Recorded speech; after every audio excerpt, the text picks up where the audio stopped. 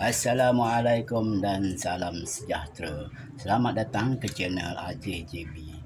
Baik, hari ni aku ada projek unboxing, iaitu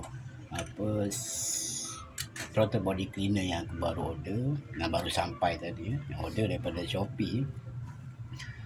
Tujuan dia aku nak cuci throttle body ni. Lepas ni ada satu projek servis throttle body. So ini kita unboxing cleaner tu. Bismillahirrahmanirrahim.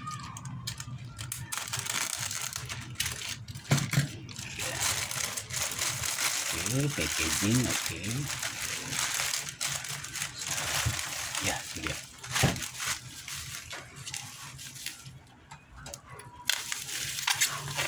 Ini produk dia. Ini untuk cuci throttle body nanti.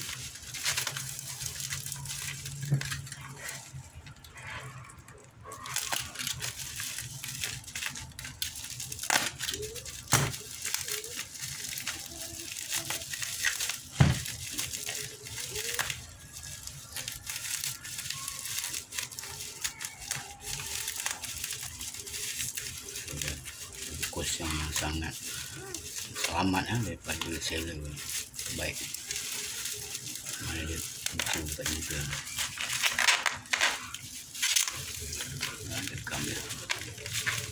Patut ada gam dia.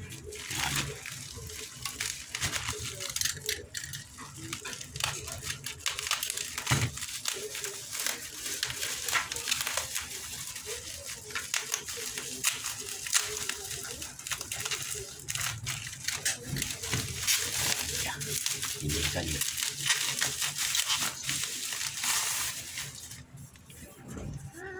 Itu dia.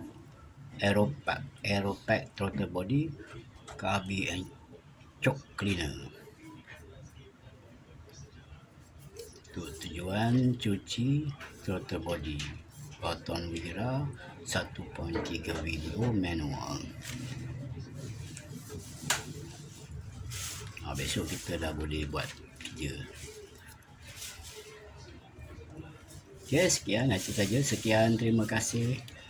Jangan lupa subscribe, like dan share. Komen-komen yang patutnya. Okay. Sekian saja. Assalamualaikum.